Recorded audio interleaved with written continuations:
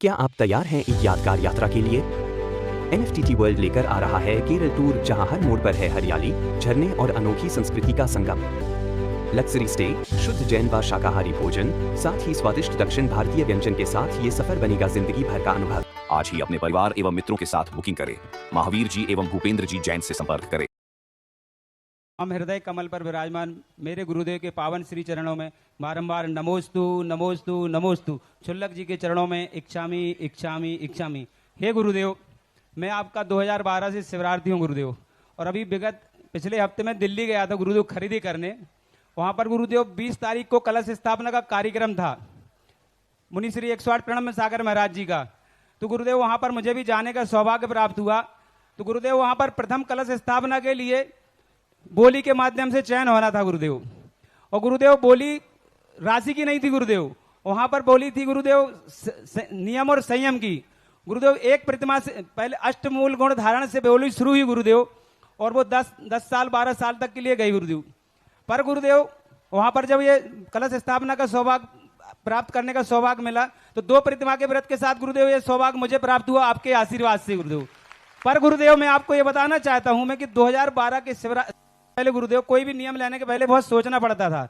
पर गुरुदेव वहां पर दो प्रतिमा के व्रत के लिए जैसे ही अनाउंसमेंट हुआ, मैंने अपना हाथ ऊंचा कर दिया आपका नाम स्मरण करके गुरुदेव, और मैंने 1 मिनट नहीं लगाया और वो व्रत अंगीकार करके सौभाग्य आपके चरणों की कृपा से प्राप्त कर लिया। तो गुरुदेव ये जो दृढ़ता मुझ में आई है वो आपके शिविर के माध्यम से आई है गुरुदेव।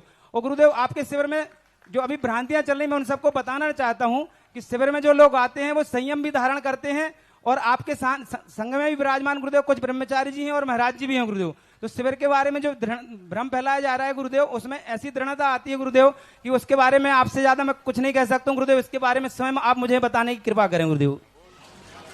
भ्रम फैलाने वालों की कोई चिंता नहीं है।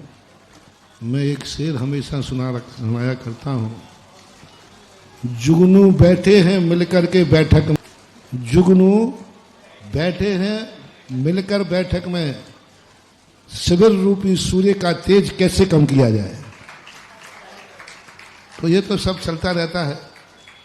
आप देखो ये शिविर से निकले हुए जो मंदिर तक नहीं जाते थे आज प्रतिमा ले ली, और एक और ये तो कम खड़ा हो जाए भाई, तो ये वो रईस आदमी है, इसके घर में मैं चौके में हार दे रहा हूँ, और ये पट्टा कहता महाराज रात में त्याग करा देंगे, तो हार नहीं दिए पट्टे ने। इनके बड़े भैया ने और पिताजी ने हार दिए, इसने नहीं दिए, शुरू की बात है। और इस शिविर का कमाल है कि संस्कार शिविर में भर्ती होने के बाद आज सारी चीजें छोड़ने के बाद आज उसी शिविर का निर्देशक बन गया। जो इतना ज्यादा विपरीत थे कि जो महाराज के घर में हार हुए तो नहीं दिए, और आज वो शिविर के निर्देशक बन करके और सारे नियम लेकर के बैठे हुए, और ये प्रतिमाधारी बन करके आए। दूसरी बात, ये प्रतिमाएं हैं श्रावक संस्कार शिविर के ऐसे बच्चे जो मंदिर भी नहीं जाते थे, मंदिर भी नहीं जाते थे कभी, वे श्रावक संस्कार शिविर में आकर कम से कम 20 से 25 लोग मुनि महाराज बन चुके हैं पीछे लेकर। उन महाराज से पूछो भाई तुम कैसे सीखे, बोले मैं तो मन ही जाता था।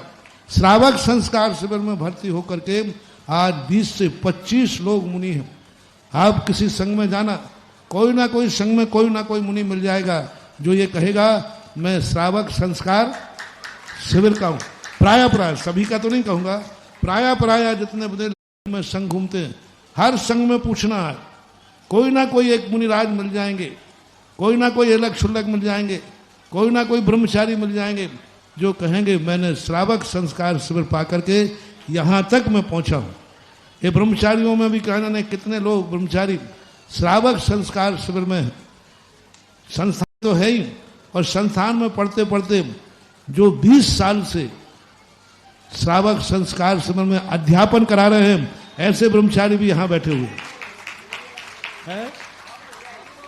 सोनू मोनू भैया बैठे जो पढ़ाते हैं शिविर में, शिविर को पढ़ाते हैं। आज वो पढ़ाते पढ़ाते पंडित ही नहीं बने, ब्रह्मचारी बन गए, और भविष्य में क्या बनना है वो तो अब तुम लोग सब देख लो। शास्त्री बैठे हैं, संस्थान में पढ़ने वाले शास्त्री खड़े हो जाने, कितने ब्रह्मचारी 4। हाँ, तो सब तो ऐसी बात नहीं है।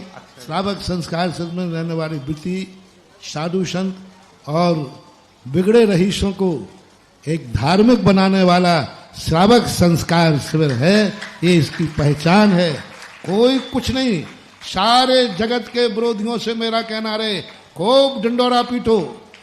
मैं चाहूं तो इन सारे विरोधियों के मुंह बंद कर सकता हूं, लेकिन मैं करूंगा नहीं, क्योंकि वही मेरे चुनाव चिन्ह है। बहुत सारे लोग मुझे कहते महाराज आप चाहो तो इन विरोधियों को कुछ भी कर सकते हैं, आपके पास तो बहुत तरीके हैं, सब तरीके हैं। मैंने कहा मेरे सब तरीके मेरे हैं।